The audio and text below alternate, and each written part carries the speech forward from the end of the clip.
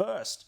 It's only been a few weeks since Donald Trump shattered the hopes and dreams of journalists around the world by winning a Democratic election. But one network, which honestly spent years referring to Trump as a Nazi and a risk to democracy, well, at least now it's trying to be balanced.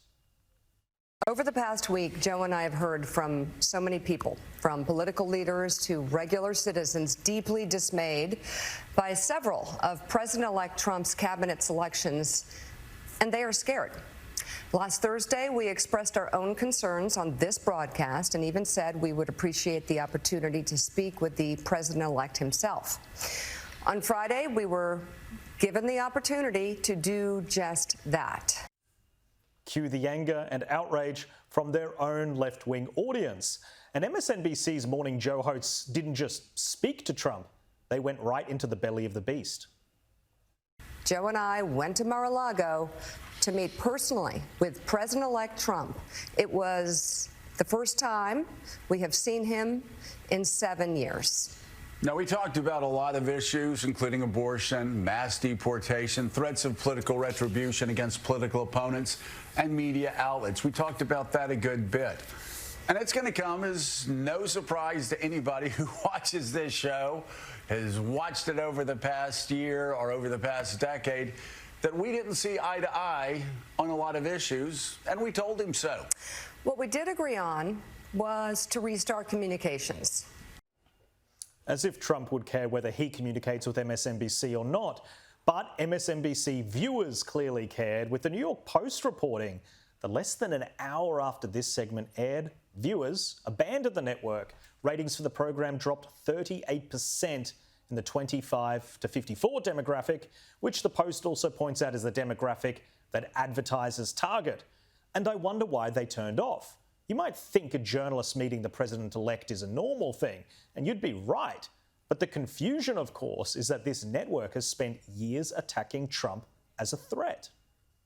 The former and future president is moving quickly to fill the clown car and round out his cabinet before he changes his mind and fires them all.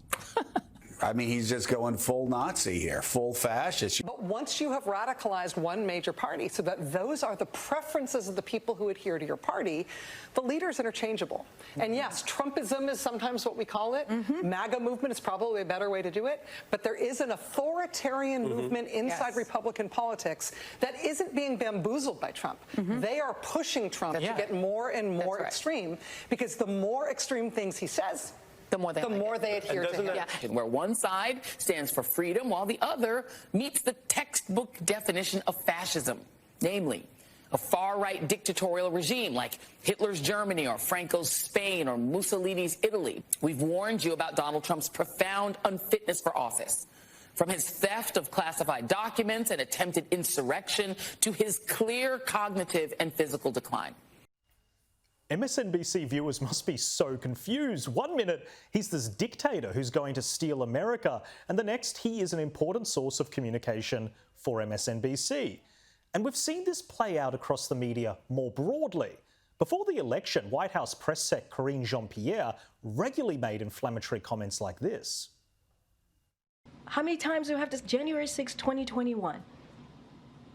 That is a fact, what was reported, that happened on that day by some of your colleagues. I mean, and we have, at the same time, denounced political violence over and over, political rhetoric over and over again. But last week, the man who everyone said was a dangerous threat to democracy all of a sudden wasn't. This administration message to millions of Americans that they're going to wake up the day after the election if Trump won and have their rights stripped away, that democracy would crumble, and the president said today we're going to be okay. So how do you square that? I can't square that. I'm going to square that in a way that hopefully makes sense, because I've been answering this question multiple times. The American people made the decision. There was an election 2 nights ago. There was. And it was a free and fair election, and we respect the election process. We do. And Americans spoke. And so the job of the president is to make sure we respect that. The job of the president is to make sure that we have a peaceful transfer of power. Well, joining me on the show today is Sky News host Caleb Bond and Sky News contributor Damian Coory. Caleb, let's start with you. I mean, this is essentially MSNBC realising that they can't be a mainstream network anymore. They've essentially radicalised their audience, who turned off the channel the moment they tried to have a conversation. It's amazing, isn't it? I mean, you know, ordinarily I would say, and I will to some degree in this circumstance, I will say good on Joe Scarborough and his wife, who is his co-host, for actually going and talking to Trump, given they obviously have a clear ideological opposition to him. And that's what any good journalist should do. You ought to deal with people from both sides, and you know, even though viewers would know exactly what I think on most things, because I talk about them every night, I've always prided myself on having contacts and relationships on both sides of politics. Because if you're not willing to understand the other side, then how can you possibly argue in good faith for what you believe in if you can't compare and contrast with things?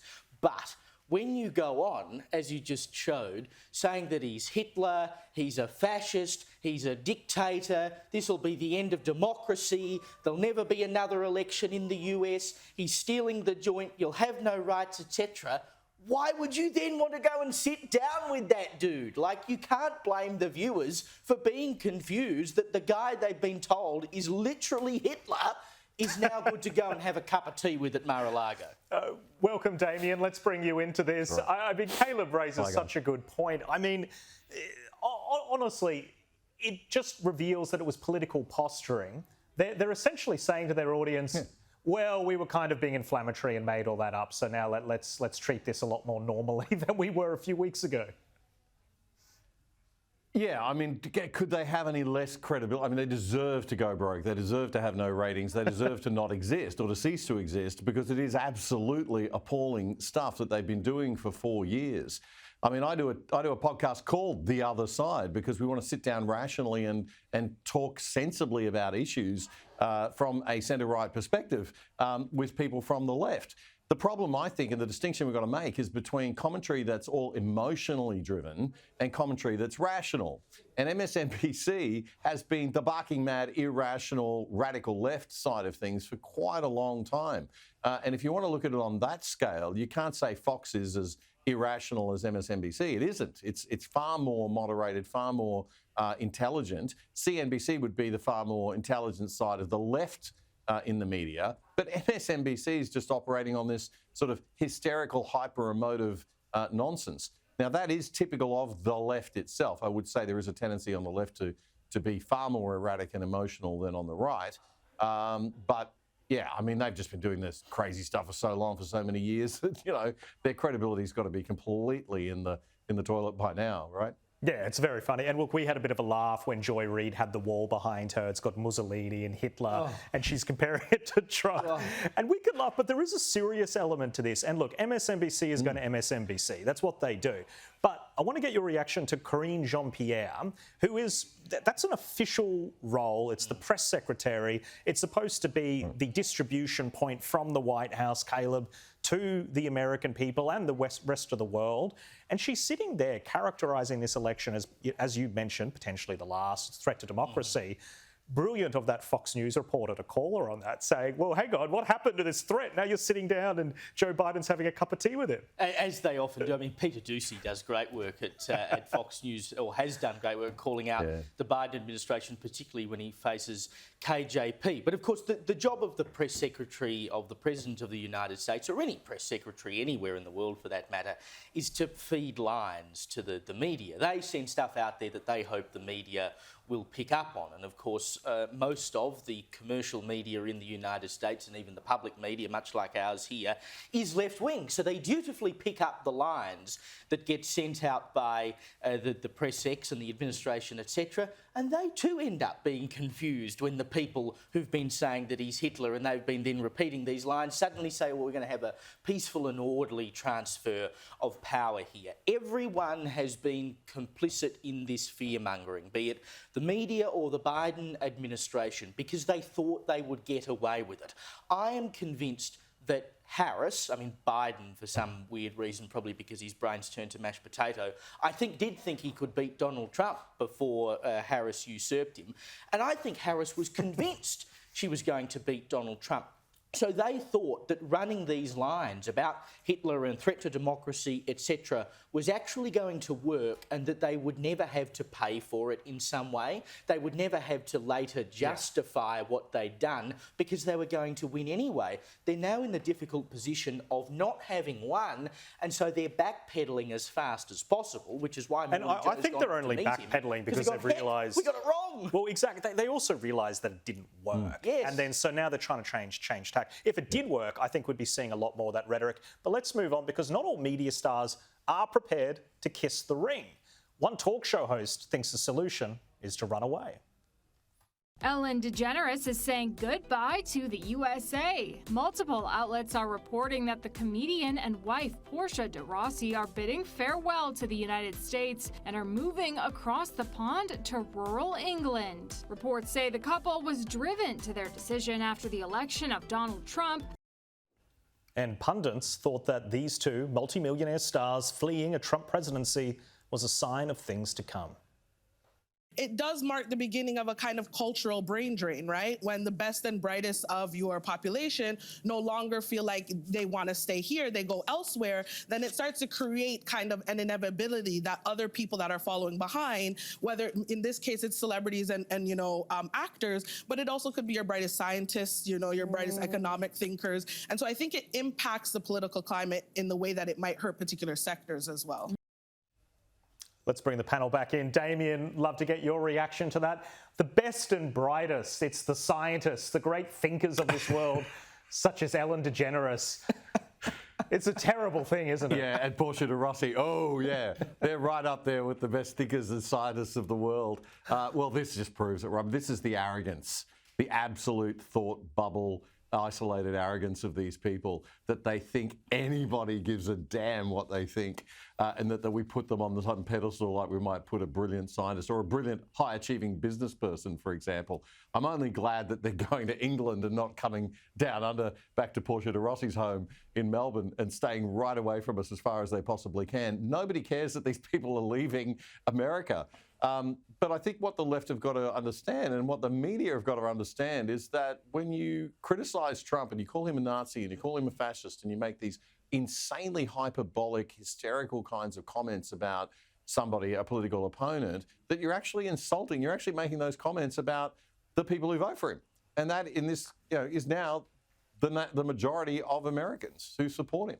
So, you can't run around through life thinking that the rest of the world is insane, and you're not. You have to actually listen to the other side and sit down and think about things and think things through. And that's something that the left don't seem to be doing post this election.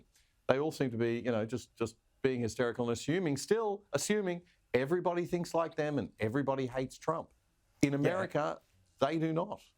Yeah, it's a really good point. And I think it goes as well to show that some of these journalists really put so much weight into what celebrities are doing. And they genuinely think that Ellen DeGeneres leaving the country, oh, well, that's going to have this cascading domino effect. It's absurd. But it also shows that they haven't learnt their lesson from the election, from having celebrities who, by the way, have you seen their California mansion, which is going on the market?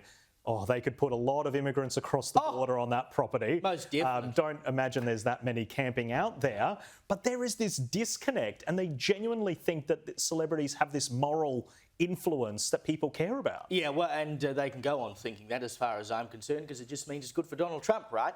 But it was the election of Trump and what it meant for celebrity, I think, was a real cultural moment in the United States. Because, of course, Harris was just, uninspiring, unimpressive, whatever. And so she felt she had to surround herself with celebrities to give herself some level of star power.